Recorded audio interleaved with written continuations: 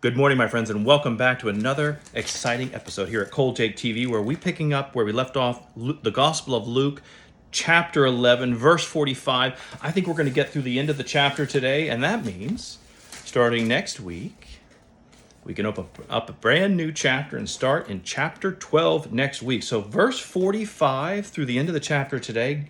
Great job. We've finally reached Jesus rebuking the lawyers. Watch this. We've experienced this week so much of what Jesus is saying, especially blessed are those that can hear, those who walk amongst whitewashed graves, speaking to Pharisees and hypocrites, and he's about to rebuke the oppressive religious system. Verse 45. Here we go. Then one of the lawyers answered and said to him, "Teacher, by saying these things, you reproach us all." And he said, "Woe to you also, lawyers. Woe to you also, lawyers. For you load men with burdens hard to bear, and you yourselves do not touch the burdens with the one of your fingers." So what you see here is this individual, this lawyer, I think would have done a lot better than just to keep his mouth shut and to keep quiet. But since he drew attention to himself, Jesus addressed him directly. When it says one of the lawyers, meant that the man was an expert in the interpretation and application of the laws of Moses. And he goes on to say, Jesus specifically calls him out. For you load men with burdens hard to bear, and you yourselves do not touch the burdens with one of your fingers. You know, because of the way they interpreted the laws of Moses, since these lawyers were experts in the law, these experts, they laid heavy burdens on people. Our court systems do that to us this day. If you find yourself in the court system, you're going to find yourself laid with a heavy burden you cannot bear. You know, for example, they taught that on the Sabbath, they actually taught that on the Sabbath, a man could not carry something in his right hand or in his left hand, across his chest or on his shoulder. They had all these rules and regulations. But you could carry something with the back of your hand, with your foot, with your elbow, even with your upper ear, your hair, the hem of your shirt, your shoe, a sandal, all these other various rules and regulations of what you can do. You know, on the Sabbath, you were forbidden to even tie a knot. Except a woman could tie a knot in her girdle. Hypocrites. So if a bucket of water had to be carried, what did you have to do? You had to raise it from the well. You can't tie a rope to the bucket. But a woman could somehow tie her girdle to the bucket. And then she could raise it from the well. You know, another example was how rabbis took the command to respect proper sanitation. We talked about that on a previous episodes, and how sanitary and in their specific washings they did things.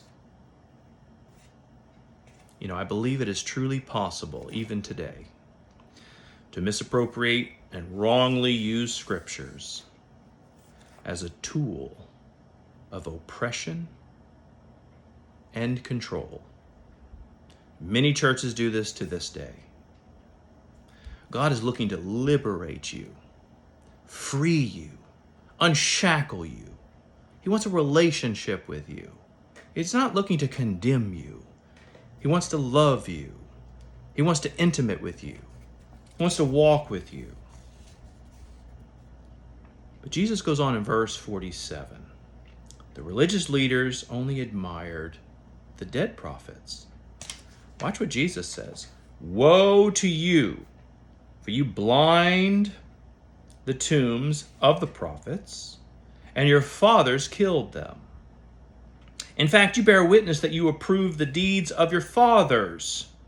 For they indeed killed them, and you build their tombs. Therefore the wisdom of God also said, I will send them prophets and apostles, and some of them they will kill, and some they will persecute, that the blood of all the prophets, which was shed from the foundation of the world, may be required of this generation.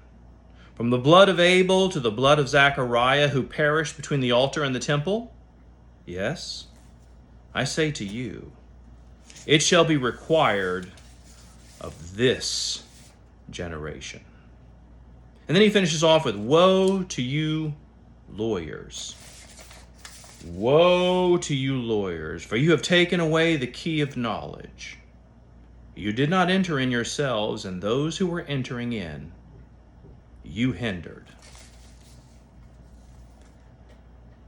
When they professed to sort of venerate these dead prophets, what they were essentially doing was at the same time, in the same language, in the same speaking, they were rejecting living prophets. In doing this, I think they really did show that they sort of were part of those children of those who murdered the prophets of the days of old. I think we express the same thought when we think